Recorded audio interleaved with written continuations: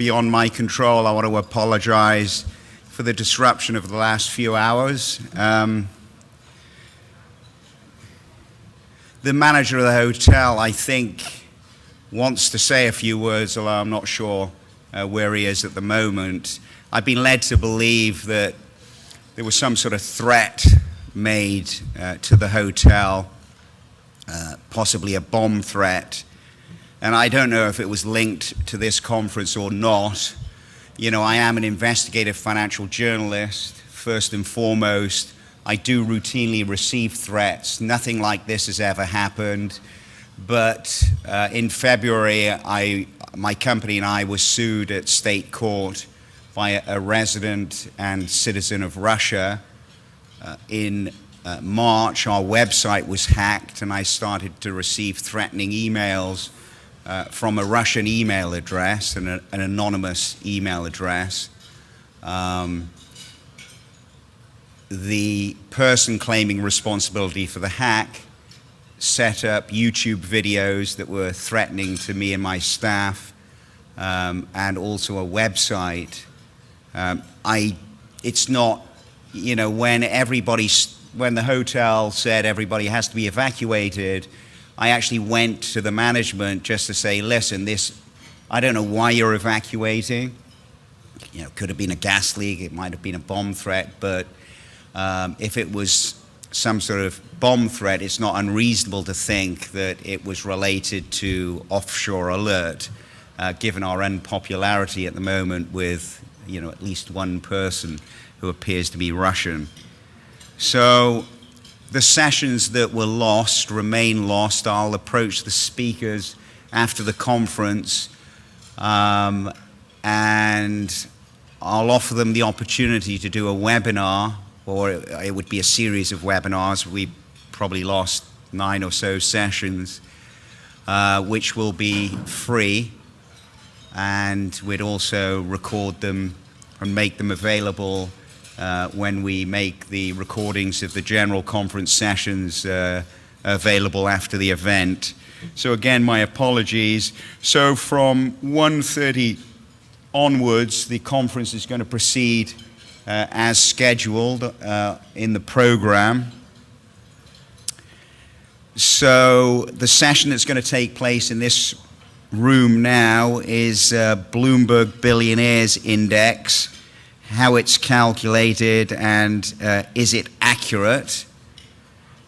And Robert LaFranco is going to present that. The room next door to your right, the session called Getting Commercial Disputes to Trial, a discussion of the Bahamian court system. And then upstairs in the Lincoln and Lummis rooms is a session called FATCA, How to Stay Out of Trouble with the US Government. So I emphasize from now on, everything is as is on your schedule, including the Panama Papers session to close out everything. And as I said in my opening yesterday, we have 5 really nice gifts to give to people who participated in our conference app. We will take the first 15 points leaders, excluding Offshore Alert staff. And so 1 in every 3 people in the top 15, and we'll draw their names at random, will receive either a MacBook Air laptop, an iPad Pro, or an Apple TV. So we'll now start the next session. Is Robert here?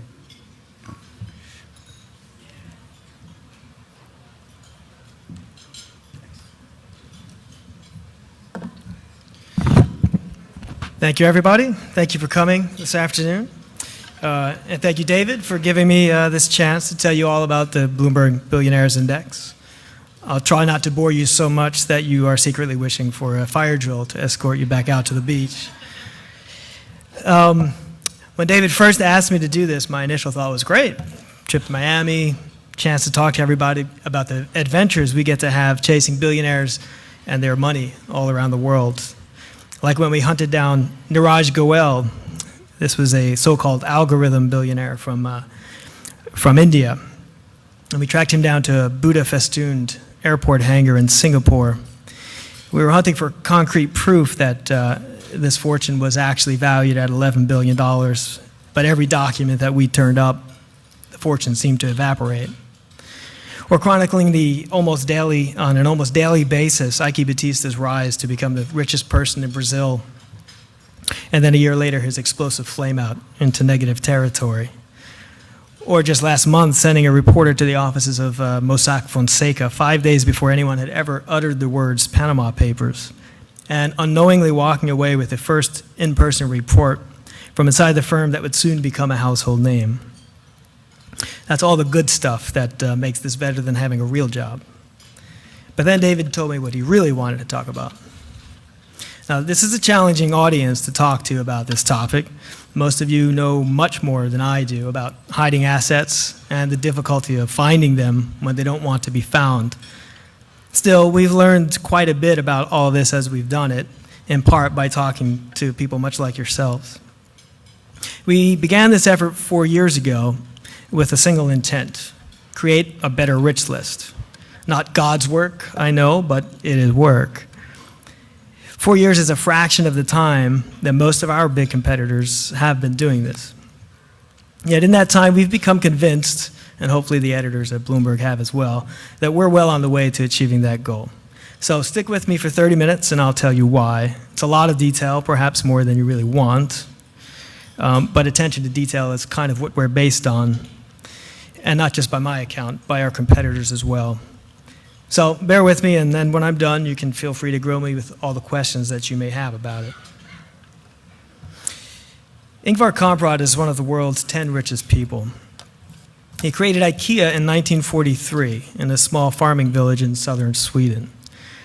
During the course of the next 7 decades, he built his retail business into a global chain of 328 stores with 155,000 employees. Along the way, he built the world's 9th largest fortune. Dead wrong, he tells us, not even close. Way down around number 700, give or take a few hundred positions, depending on who you talk to, is Donald Trump. Mr. Trump's got more than 500 active business entities, 20 golf resorts, 4 bankruptcies, and presidential ambitions. He's got a net worth of $2.9 billion. And he says we're wrong too. Actually, he said Caleb Melby, the reporter tasked with the unpleasant mission of discovering this number, is clueless. A dopey kid, wet behind the ears.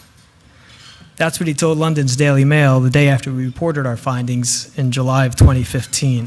Bloomberg, he said, was a disgrace for even doing that.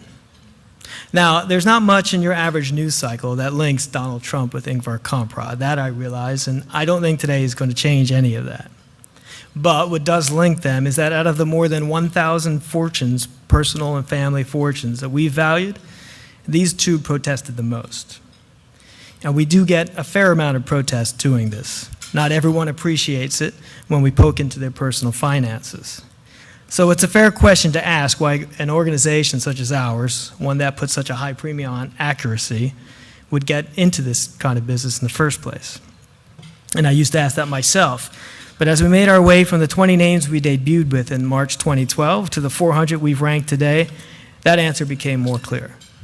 The world's 400 richest people have $4 trillion of personal wealth, according to today's index. That represents more collective wealth than the individual GDP of every nation on Earth except for the US, China, and Japan. The 10 richest have more wealth at their disposal than the combined endowments of the 100 biggest universities in the United States. And this is a conservative comparison. That's a lot of money, a lot of power, and a lot of influence. And if you stop to think about it, at some point in your day, every day, you're almost certain to interact with a product or service that a billionaire's business controls. And it's our job at the index to stay on top of those businesses. And we do it by measuring the people behind them and providing a snapshot of their lives and finances. We provide a daily chronicle of the people who are on the winning end of global capitalism. We've got a team of 14 people in 7 countries, journalists, analysts, programmers, all of us chasing, verifying, updating, and reporting our data daily. And we get asked this all the time. How do you get the numbers? Do they give them to you? Do you buy tax returns? How do you know you're right? And truthfully, we don't. Even if we did have access to bank statements, tax returns, we still couldn't be sure. If we can get hold of documents showing assessed property values, mortgage amounts, how would we know we got everything? We wouldn't. And you know that better than I know that. Now, I'm not the architect of the index, full disclosure. I've been running the team for about a year and joined in the beginning as one of its founding editors. My first years at Forbes back in 1992 was spent doing wealth calculations of the richest people in the United States. After that, I spent more than a decade tallying up the annual earnings of the world's top entertainers for Forbes, Rolling Stone, TV Guide, others. And after finally getting over the fact that this was actually going to be my career, I kind of settled in. I learned all the standard approaches. I knew how imprecise and vague the end result could be. And I knew then how little even some of my editors at the time knew about the methodology I was using to calculate the numbers. But when Bloomberg called me in 2011, what they were proposing was something quite different, far more intense. The level of transparency that they wanted us to bring was rather unparalleled in this business. Open the kimono was the marching orders. Nowhere to hide. It was our job to find solid ground so that Bloomberg could publish information that wouldn't be laughed at. So we focused on what we did know and what we could prove and decided that we'd build it up from there. At the core of almost every billionaire fortune is a large asset, in most cases an extremely large asset, or a number of them, or an asset that was sold at some point for an equally large sum of money. Now here's another fact. More than half of the wealth held by the 400 richest people on Earth is derived from disclosed stakes in publicly traded companies. About a third more is represented by ownership of closely held businesses. Only 15% of the wealth that we calculate is represented by cash or other assets, such as planes, yachts, art, homes, islands. So the first step to creating a credible ranking of this kind was to establish a solid methodology of valuing the very large assets that we know we could find. And that job fell to Pam Rue, a former JP Morgan banker. She created our models and established the framework for our valuations. And then we had to present it all in a compelling way. And that was the handiwork of my former colleagues, Matt Miller and Peter Newcomb. It was a bit of art and a bit of science. So let me show you the art, and then I'll explain the approach to the science. And along the way, I'm hoping I can at least give a partial answer to the question that David had asked me. So we debuted on March 5th in 2012. It's the Bloomberg, sorry, I meant to show that one before. It's the Bloomberg Billionaires Index, and if you have a Bloomberg terminal, it's at Rich Go. From Rich, you can access the individual profiles we've created for each completed and approved net worth valuation that we've done. On the landing page of each profile, you get a high-level personal and financial details, things that tell you who the person is and how they got there in the first place. On Ingvar Kamprad's homepage, you'll learn that he's Swedish, returned from a 40-year tax exile in Switzerland in 2013, and that he's a self-made man. You'll see that IKEA had revenue of $37 billion in 2015, and that he calls his ties to National Socialism in the 1940s the biggest mistake he ever made. Dig deeper and you'll find a biography page with key details of the billionaire's personal life and sections that go into detail about their charitable and personal giving. There's some bells and whistles. We got photos of yachts, planes, events, spouses, art, homes, the typical stuff that you might imagine. And a page that illustrates what every fortune could buy if it were liquidated that day. Mr. Kamprad could afford to send 198,000 undergraduate students to Harvard, for example, or purchase 9.3 billion Big Macs. And we got a scaled-down version of the whole thing on Bloomberg.com, if you don't have a terminal. For every billionaire, we have a detailed net worth summary that explains our approach and our sourcing. We've got a breakdown of every asset that we document and a note on how we value each one of those. We published a detailed methodology, and we stick to it. If we diverge from this approach, we indicate how and we explain why, and we're relentless about all this. Each valuation is a dynamic story that on any given day might need to be rewritten. People sell stock, buy sports teams, lose control of assets, take on partners. And the value of companies and currencies rises and falls with market moves and global news events. You probably heard about Theranos. This is the blood testing startup that was valued at $9 billion in the 2014 funding round. We gave that business full value when it was first reported. We credited its founder, Elizabeth Holmes, with half of it, and the company confirmed that for us. Now, the first signs of trouble for Theranos emerged in February when the industry raised concerns about the veracity of the company's practices and test results. As we watched this unfold, our reporter in California, Tom Metcalf, began calling Silicon Valley healthcare investors to take the temperature of the market for Theranos stock. With the allegations mounting against the company, we were told the value of its equity was severely threatened. So we reopened the case. We cut the valuation of Theranos in half based on the insight from these investors. 2 months later, when the US government began investigating the business, we ripped it apart again. Tom made more calls to VCs, added in some calls to secondary sellers, and this time was given an even more bearish picture. It had become impossible for us at this time to determine what, if any, equity value could be left for a company under that kind of scrutiny. Now, at that point, we reduced the value of Theranos stock to zero. Of course, our sources could be wrong, and we could be way too aggressive in our negative outlook. Sure, Theranos probably has plenty of intellectual property assets that a strategic buyer might want. It could have office leases it could let, labs it could sell. It could even have some operating value. But our sources made it clear that whatever might be there could no longer be accurately calculated. Holmes still has a profile on Rich, just not a net worth number. Now, is she bankrupt? Not likely. But outside of Theranos, in relation to the size of the fortunes that we're talking about, what wealth she does have is really just a rounding error.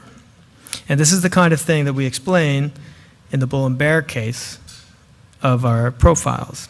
Here we tell the reader where we may have gaps in our reporting, where assumptions that we've made may overstate or understate the value of the assets, or where information we use has come from a billionaire directly and couldn't be verified by us independently. Or maybe that information is limited enough that there is some element of doubt. We also have a confidence rating that reveals how reliable we feel the end number is. None of the competitors that we have, Haroon, Sunday Times, Spillans, Arabian Business, Manager, Forbes, there's plenty of them. None take this approach. None provide this kind of detail. None have this kind of accountability. Here's a note from the profile of Viktor Vekselberg. He's Russia's third richest person. It explains how he holds and controls 21.7 million shares of Russian equipment maker Sulzer. Vekselberg owns the shares using 2 Swiss holding companies, a Panamanian vehicle, and a related business domiciled in Moscow. He owns 100% of all of them. Take out the cost to buy the shares, apply the dividends they receive, and you start to get a picture of how much that asset could be worth to him. And we verify these share counts at a minimum of every 3 months for every billionaire, or when we know of a sale or purchase of any of these shares. Dividends and other cash inflows are taxed at local tax rates, and this is a matter of consistency. We use rates for the billionaire's place of residence or citizenship, or at statutory rates determined by double tax avoidance treaties if they have a known offshore holding company, trust, or partnership that holds the shares. Now, I think we'd all agree that many of these people are not paying full local tax rates. Likely, most aren't paying taxes at all. But how do you apply that evenly across thousands of fortunes? You can't. So we apply the taxes because it gives us a conservative net worth number, and it's a consistent approach. To have a relative ranking, you need to have the same rules applied to everyone in it. Without, it's just an arbitrary list. So these public holdings make up the majority of the equity value that we've documented so far. And it's also the most straightforward part of the work. The more nuanced part is the way we value the 33% of those fortunes represented by closely held companies. The value of those assets, to value those assets, you need financial information about them and a relative way to determine what a buyer would be willing to pay for it.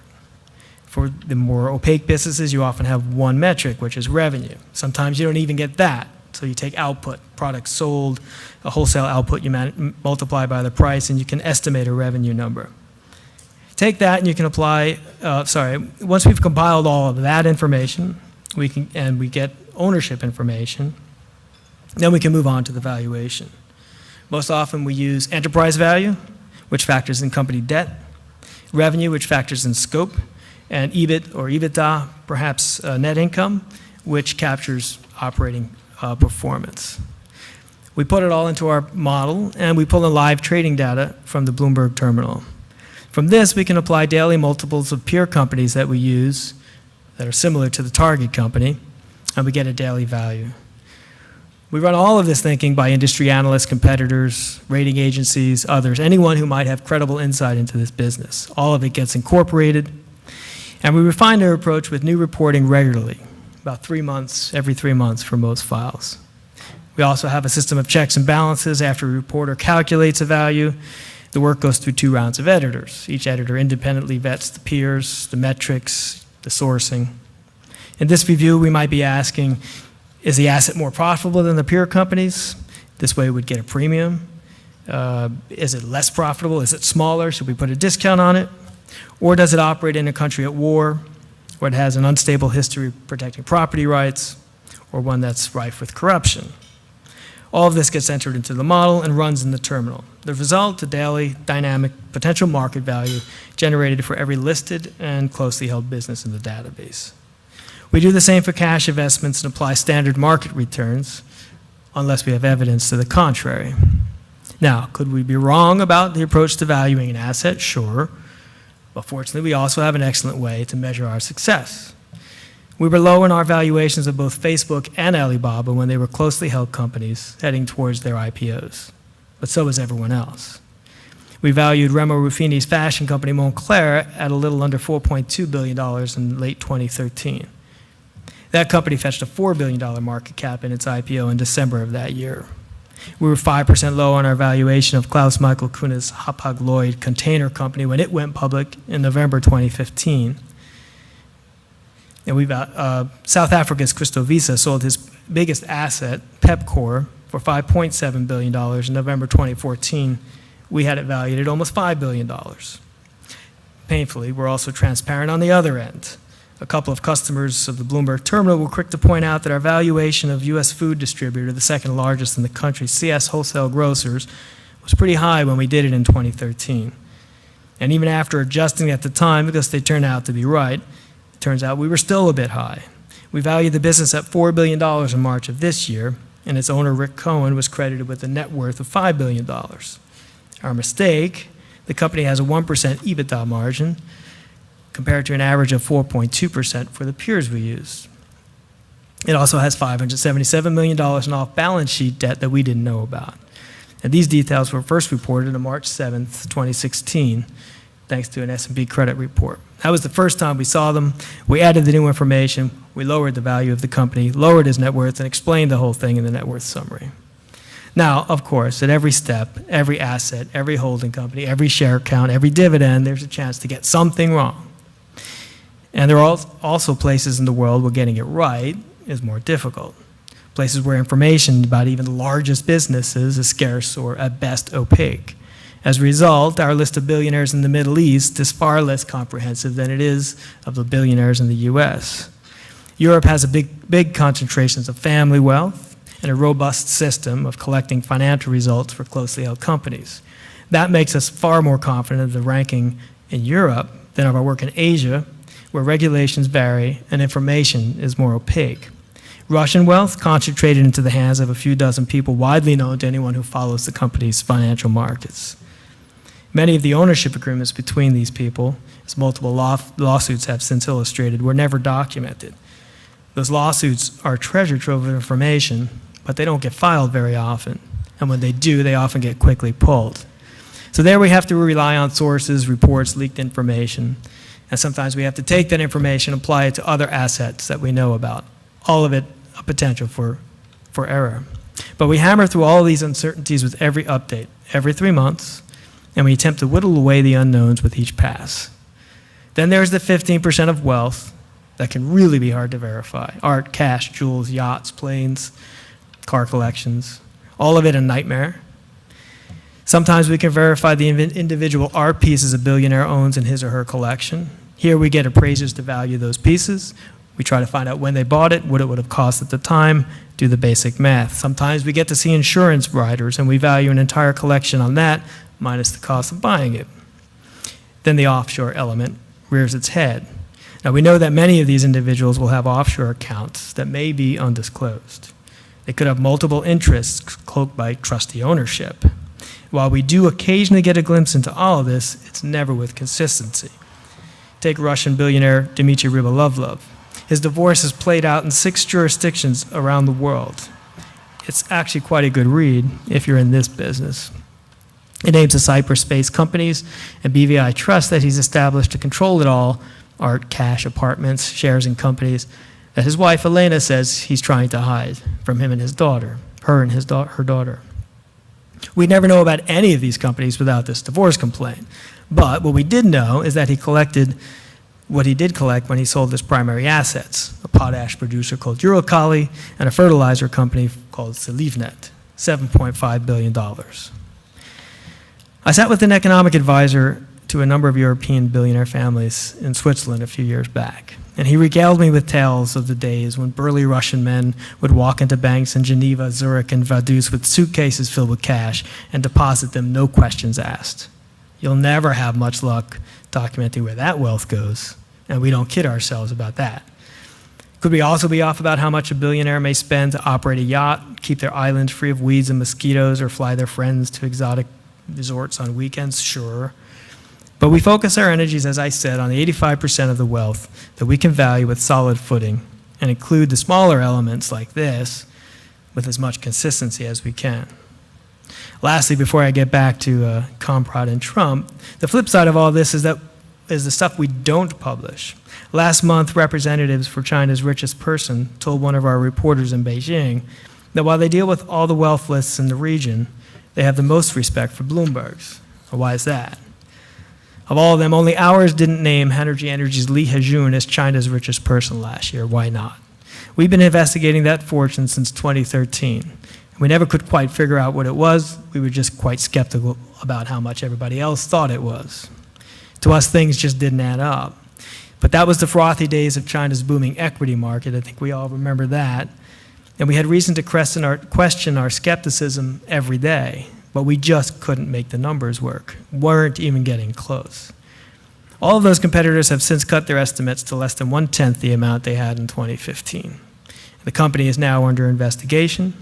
Trading in its listed subsidiary, Hanergy Thin Film Power Group, is suspended.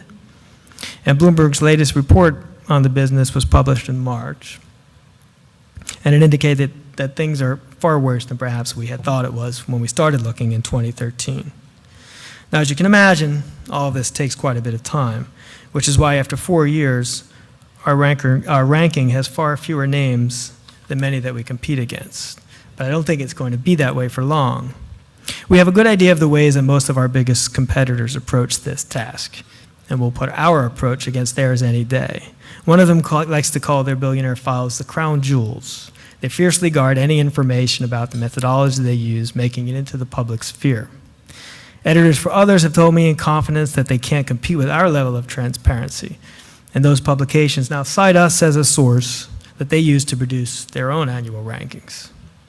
And the truth is that in their work, all of them have overlooked hundreds of billionaires. And that means the rankings that we have all seen for decades have all been wrong. Before we came on the scene, you probably never heard of Young Kim Man, Lindsay Torres, Nady Kirsch, or Lucas Walton. Young Kim Man has a $9 billion fortune from his stake in closely held Bill Crystal. It's one of the world's largest suppliers of smartphone glass. We introduced him last October. Bill is expected to hold its initial public offering later this year, and we're waiting to see how we did on that one. Torres has about $2 billion from her inheritance of the In-N-Out burger chain. Kirsch is a South African grocer who built, lost, and rebuilt the fortune that we value at close to $6 billion. And Lucas is the grandson of Walmart founder Sam Walton.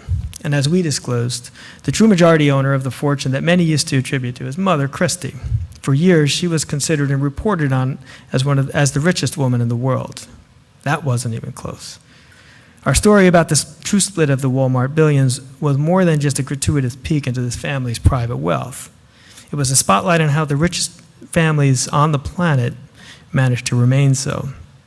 Our discovery proved that the Walton family fortune, possibly the world's largest at this point, is designed to stay firmly within the bloodline.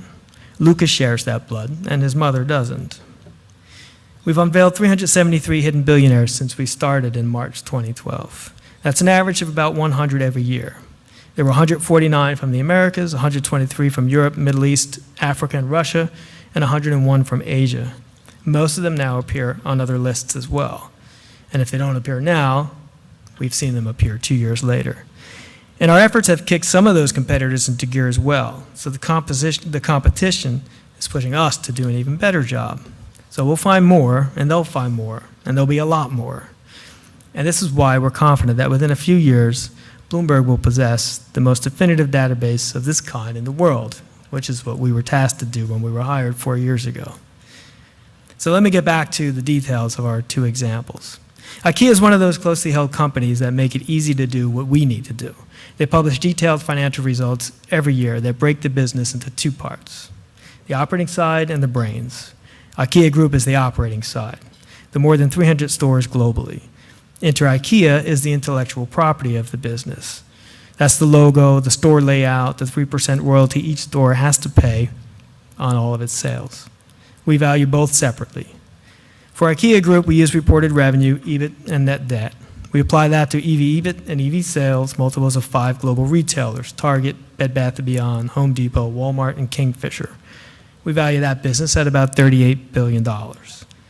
IKEA is valued using reported revenue and the price to earnings and EV/EBITDA multiples of 4 listed franchisors, Natori Holdings, Durham Group, Wyndham Worldwide, and Harvey Norman Holdings. We value this part at $6 billion, 43 billion combined. We apply a 15% liquidity discount to both assets to account for the complexity of the ownership structure. And ownership is where Mr. Kamprad protests. IKEA is held through a series of trusts and foundations that were set up in the 1980s with the purpose of preserving the long-term survival of the IKEA concept. Shares of the IKEA Group are owned by a Dutch foundation called Stichting IKEA. This entity has a stated mission of donating at least $135 million a year to support opportunities for youth in the developing world. The Bill and Melinda Gates Foundation, by comparison, has made about $35 billion in donations to date. But this charitable activity, or the lack of it, was never the reason that we credited the fortune to Mr. Kamprad, something that not everybody does. For us, it was a matter of control and the unique laws that surround charitable foundations in many countries in Europe. IKEA is controlled by Interrogo, which is a closely held foundation in Liechtenstein. And Mr. Kamprad controls Interrogo through the ultimate veto power over the foundation's board of directors. The veto dies with Ingvar Kamprad. And upon his death, the 6-person Interrogo board will assume executive power over the operation and be tasked with the need to preserve the long-term survival of IKEA. Mr. Kamprad never argued that our value of IKEA is wrong. His argument is against our conclusion that his control of it equates to ownership. Now, we believed in our conclusion when we first made it in 2012, and subsequent reporting we've done on a number of European fortunes that also use foundations much like this seems to support this approach. Per Hagenese, a personal representative for Ingvar Kamprad, told me after we published our first story on the fortune when we launched in March 2012 that while they disagreed with the conclusion, they did admire the approach. At least that was good. It was the most fair and balanced report on the subject that he'd yet to see, Hagenese wrote to me in an email. And having reached that impasse, we just simply agreed to disagree. With Mr. Trump, things were a little less congenial. Our first step of valuing Trump's fortune was in early 2015, when the gears of his candidacy first started whirring. We held off publishing a number because there was way too much uncertainty about the inner workings of the operation. We wanted to resolve all the unknowns before committing our reputation to a number. Mr. Trump's big assets were well known at the time we started. The finances behind them were not. One of our competitors pegs the fortune at more than $4 billion. Another at more than $6 billion. Mr. Trump, well, he provided us a balance sheet that puts the fortune at $8.7 billion. He later stated the figure as more than $10 billion, and he stuck with that one ever since. Now, Fortune did a detailed analysis that they published on March 2nd of this year, and they pegged the fortune at closer to ours, but still higher, $3.3 billion. In that story, they indicated the figure is based on the most optimistic profit scenario for Trump's businesses. They added that it's really impossible to know for certain what he's worth without seeing a federal tax return. Now, fortunately, a window opened for everybody on this in July of last year when he released a 92-page personal financial disclosure to the Federal Election Commission. With that, we finally had a view of the cash elements of the fortune that were not available before. That was the missing link. The biggest piece of Trump's fortune is a 30% stake in 2 office towers, 1296th Avenue in New York and 555 California Street in San Francisco. This is straightforward and disclosed by his partner in the buildings, Vornado. The value of his penthouse in Trump Tower in New York is based on conversations with New York City real estate brokers who used prices for the city's top dwellings as a basis for Trump's. That would sell for about $3,000 per square foot, according to their data.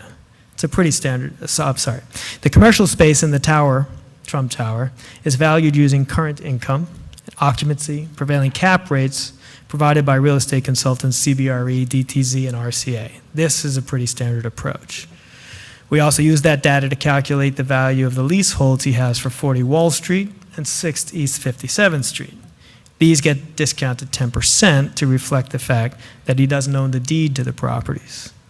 And this is all based on information provided by Charles McDowell, a property consultant in London, where leaseholds are part of the real estate business.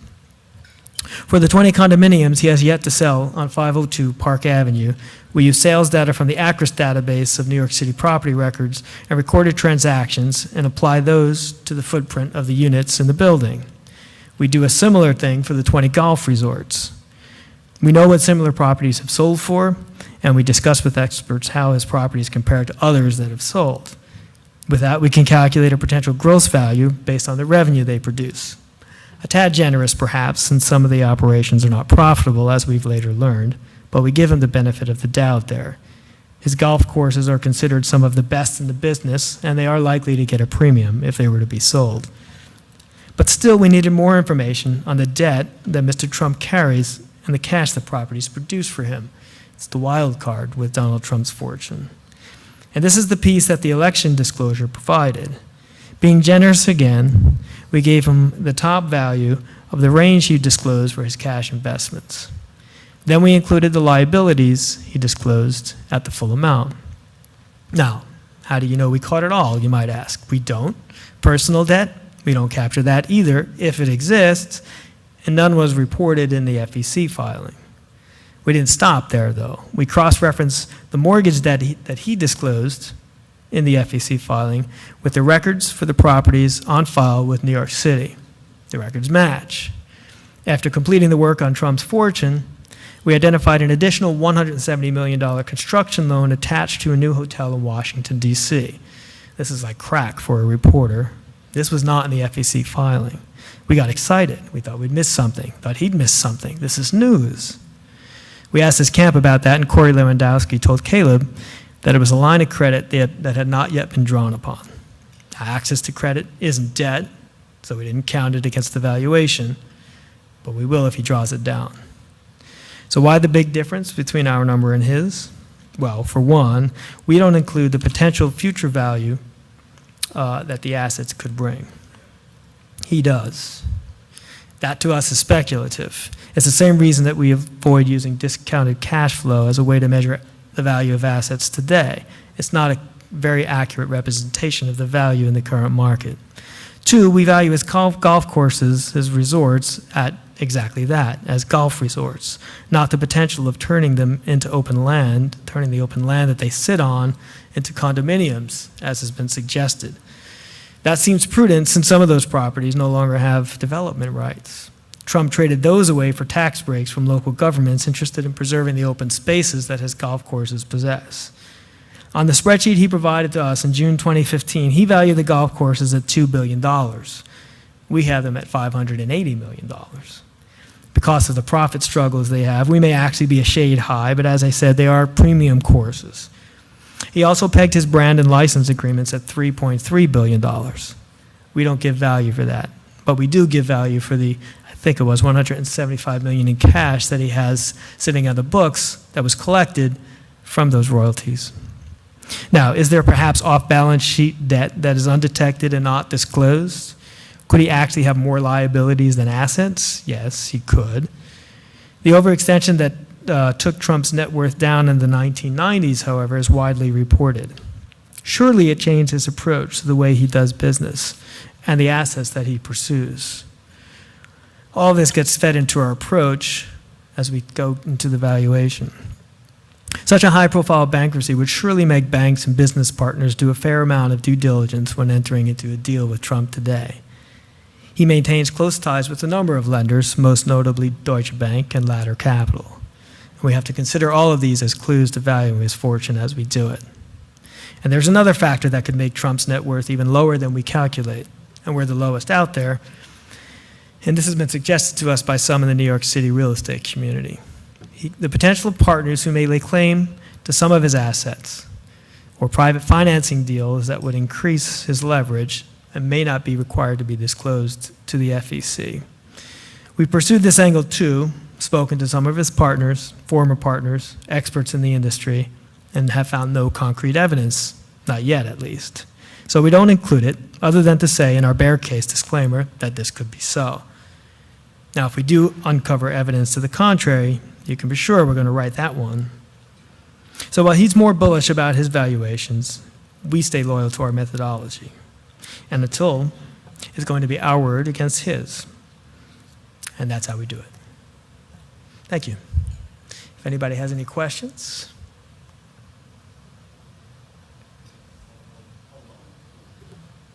As everyone else has said, it's difficult to see, so.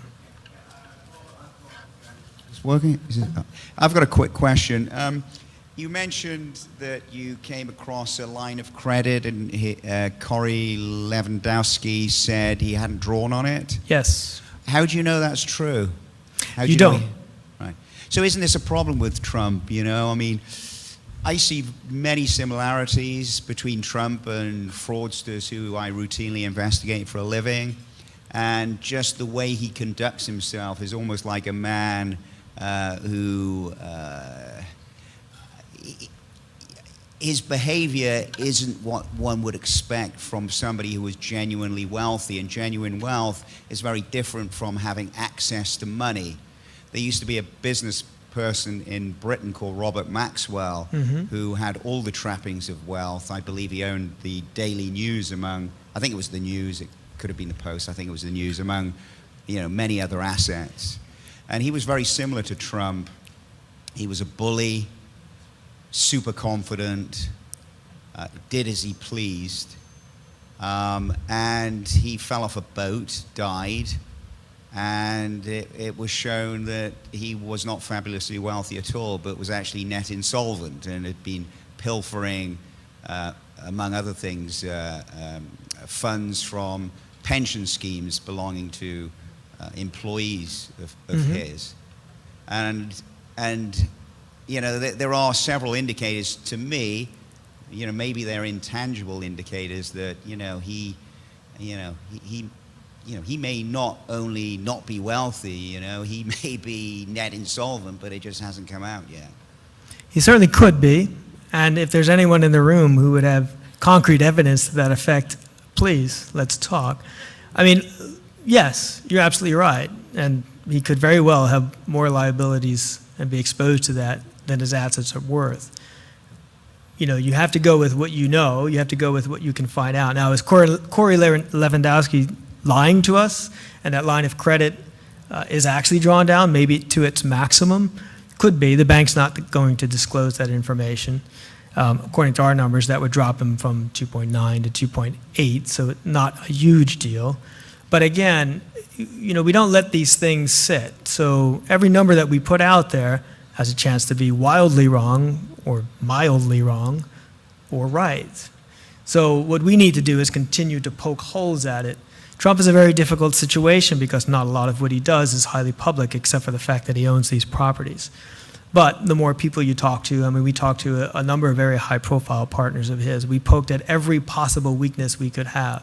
So if he's sitting on pension schemes that he needs to pay out, if he's sitting on these partnerships that actually lay claim to his equity that we don't know about, that's all possible. We haven't found them yet, and we continue to look for them. So like I said, if anybody has any information, I would love to hear it. So when you say he owns a property, what do you mean by he? Presumably it's a legal structure that owns the property, right? A legal structure that, as far as we can tell, at this point in time, he controls. So that's where the possible partner. And you know how these real estate deals go. Right. You'll get access to a property. Developers will get into a financing deal, and maybe a bank doesn't want to finance a certain amount of the deal, so they'll strike a deal with their partner developer. You can sell this many condos, you take that money off the top, all of that sort of stuff. We have not found any evidence that any of those partners actually lay claim to that equity. Right. Not yet. And then on the liability side, okay, so let's say it's a legal structure, maybe a complicated legal structure that owns the asset. You do your best to find out what his stake is in that legal structure, right? That's right. And that's not absolute, I imagine, in some of the time, maybe most of the time. And then you wouldn't necessarily know whether he's borrowed against whatever share he has in that legal structure. That's right. That's right. The thing with Trump is, you have to take two approaches here. With Trump, we actually have a fair amount of insight into what's going on there, more so than we have into a lot of fortunes, and that's the fact that he's running for president. So he has to disclose certain liabilities, in fact, all liabilities, legally to the Federal Election Commission.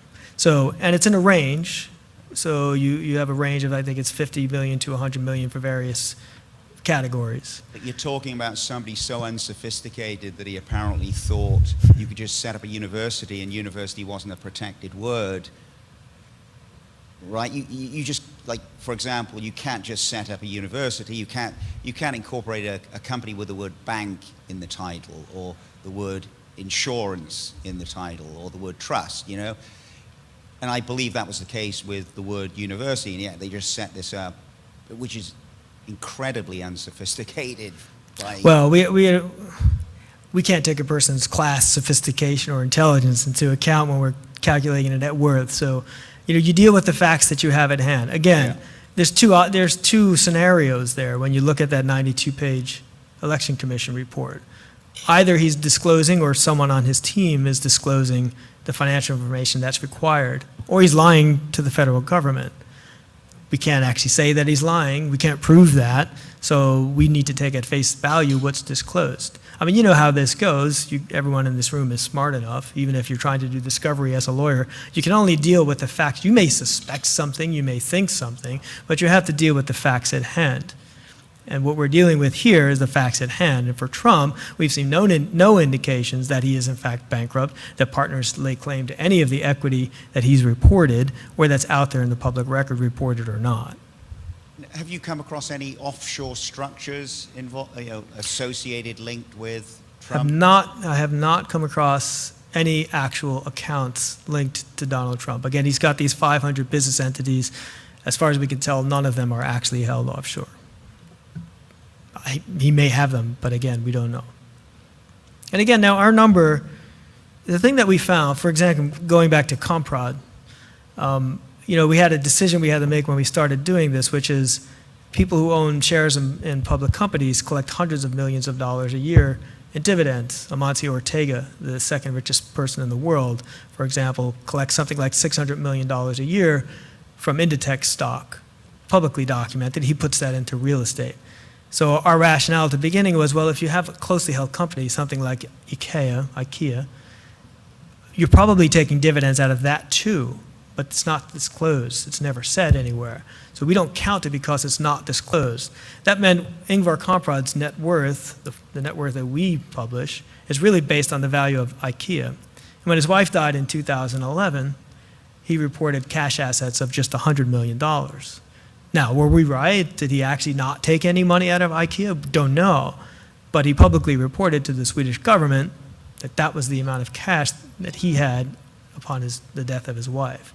Now, Ingvar Kamprad is a special case. He set up this elaborate structure. Some say it was completely to avoid paying taxes in Sweden, and in fact, he left Sweden 30 years ago because they imposed a wealth tax and didn't come back until after his wife had died, and he was well into his 80s. So, did he collect more money than we counted? Did that money, was it collected and then put offshore, and would he disclose to the Swedish government inaccurate? It's all possible. But, like I said, we apply what we do as a methodology consistently across all so that we have an actual relative ranking. As we find more information, we can build that information in. But you have to deal with only the facts that you get. Hi, thank you for that presentation. Sure. I'm glad I missed my flight due to the bomb threat, so I'm glad I'm here. I'm glad I can entertain. I've been a United States federal law enforcement officer for 24 years, served under 5 different presidents. Probably out of all the candidates running right now for president, no one would be more beneficial for federal employees than Bernie Sanders. So put that on the record. Okay. A lot of your presentation was dedicated to Donald Trump, who's been upset because people are trying to downplay his assets. What I find very interesting is that the Clintons are trying to downplay the assets and the involvements in the Clinton Foundation. Mm-hmm. Could you elaborate can you talk a bit about the Clinton Foundation and what you know or don't know? We actually have never done any investigation into the Clinton Foundation. I mean, we kind of have it easy in a way, in that when you're talking about fortunes that are in the billions or multi-billions of dollars, as I said, it's really hinged upon one significant asset that you can value with some degree of confidence. So there are a number of lists that actually, the local lists, they go down into the $25, $50 million range. It's actually much harder to value a fortune of that size because the assets then are so small and so obscure, you really don't know. And that's going to be the case with the Clintons. I have no idea. Well, if it's a nonprofit, of course, you can get the 501c and all of that, but that's just not what we do. We really don't have any reason to suspect that Bill or Hillary, or Bill and Hillary, are billionaires. So for us, it's kind of a non-story. Now, we have investigative teams at Bloomberg who might want to chase that story, but I myself can't speak. I have no idea at all what the activities are or the finances are of the Clinton Foundation. You can look it up, of course, but I'd never have. How does Trump's wealth compare with his contemporaries, who had, let's say, similar wealth to him, when he was sort of starting out and were in a similar industry? That's a good question. And actually, there was a report, his name has come up a couple of times, Gabriel Zuckman. He did a report with somebody from, I think it was the EU, about a year ago. And they had reached out to me and we had a conversation. And they were very interested in a similar topic, which is, in actuality, all wealth out there is inherited wealth of some kind. I mean, you could argue Bill Gates, to some extent, built his fortune upon inherited wealth. It's not like he came from poverty. We would qualify that as a self-made fortune because it's so extremely large. So, who took $100 million, which I think is the number that usually gets thrown around with Donald Trump in terms of how much he inherited, and turned it into $3 billion, if you want to believe what we say. You can look at, and I don't know the statistics on it, but if you look at a guy like Stefan Persson, he runs H&M, the clothing store, and his fortune is somewhere in the $20 to $30 billion range. And when he inherited the company, which his father founded, it was a much smaller company, call it $3 billion range. I really don't know the numbers, but that's a 10-fold increase. So you do the math, $3 billion to $30 billion, $100 million to $3 billion, who did better? I don't know. I've never done that kind of actual statistical analysis because you rarely get a solid number of what somebody actually inherited. It's a good question, though. Any other questions? Okay. Thanks. Thank you very much. It was Thank you very very much. interesting.